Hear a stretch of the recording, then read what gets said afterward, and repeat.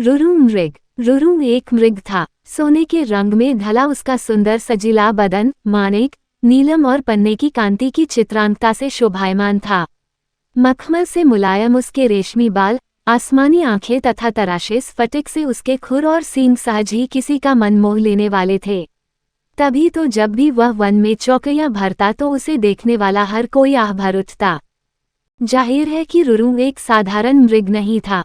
उसकी अप्रतिम सुंदरता उसकी विशेषता थी, लेकिन उससे भी बड़ी उसकी विशेषता ये थी कि वो विवेकशील था और मनुष्य की तरह बातचीत करने में भी समर्थ था।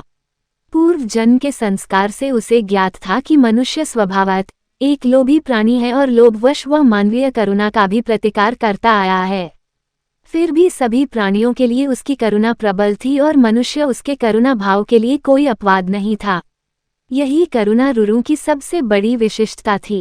एक दिन रुरु जब वन में स्वच्छंद विहार कर रहा था तो उसे किसी मनुष्य की चीत्कार सुनाई दी। अनुसरण करता हुआ जब वो घटना स्थल पर पहुंचा तो उसने वहां की पहाड़ी नदी की धारा में एक आदमी को बहता पाया। रुरु की करुणा सहज ही फूट पड़ी। वह तत्काल पानी में कूद पड़ा और डूबते व्यक्ति को अपने पैरों को पकड़ने की सलाह दी।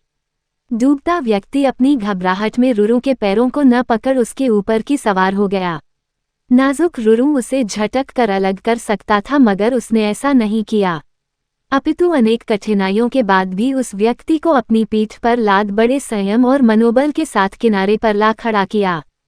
सुरक्षित आदमी ने जब रुरु को धन्यवाद देना चाहा तो रुरु ने उससे कहा, अगर तू सच में मुझे धन्यवाद देना चाहता है तो ये बात किसी को ही नहीं बताना कि तूने एक ऐसे मृग द्वारा पुनर्जीवन पाया है जो एक विशिष्ट स्वर्ण मृग है, क्योंकि तुम्हारी दुनिया के लोग जब मेरे अस्तित्व को जानेंगे तो वे निस्संदेह मेरा शिकार करना चाहेंगे।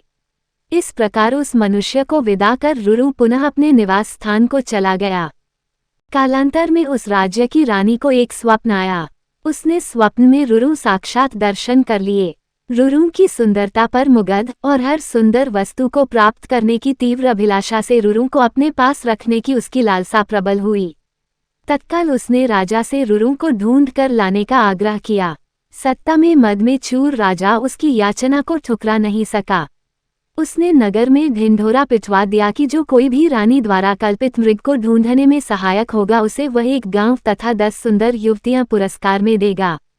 राजा के ढिंढोरे की आवाज उस व्यक्ति ने भी सुनी जिसे रुरु ने बचाया था। उस व्यक्ति को रुरु का निवास स्थान मालूम था। बिना एक क्षण गंवाए वह दौड़ता हुआ राजा के दरबार में पहुंचा। फिर हाँफते हुए उसने रुरु का सारा भेद राजा के सामने उगल डाला। राजा और उसके सिपाही उस व्यक्ति के साथ तत्काल उस वन में पहुंचे और रुरु के निवास स्थल को चारों ओर से घेर लिया। उनकी खुशी का ठिकाना न रहा जब उन्होंने रुरु को रानी की बताई छवि के बिल्कुल अनुरूप पाया। राजा ने तब धनुष साधा और रुरु उसके ठीक निशाने पर था। चारों तरफ से घिरे रुरु ने तब राजा से मनुष्य की भाषा में ये कहा, राजन, तुम मुझे मार डालो मगर उससे पहले ये बताओ कि तुम्हें मेरा ठिकाना कैसे मालूम हुआ। उत्तर में राजा ने अपने तीर को घुमाते हुए उस व्यक्ति के सामने रोक दिया जिसकी जान रुरु ने बचाई थी। रुरु के मुख से तभी यह वाक्य हठात फूट पड़ा, निकाल लो लकड़ी के कुंदे को पानी से, न निकालना कभी एक अकृतज्ञ इंसान को। राजा ने जब रुरु से उसके संवाद का आशय पूछा तो रुरु ने राजा को उस व्यक्ति के डूबने और बचाए जाने की पूरी कहानी कह सुनाई। रुरु की करुणा ने राजा की करुणा को भी जगा दिया था। उस व्यक्ति की कृतघ्नता पर उसे रोष भी आया। राजा ने उसी तीर से जब उस व्यक्ति का संहार करना चाहा तो करुणावतार मृग ने उस व्यक्ति का वध न करने की प्रार्थना की।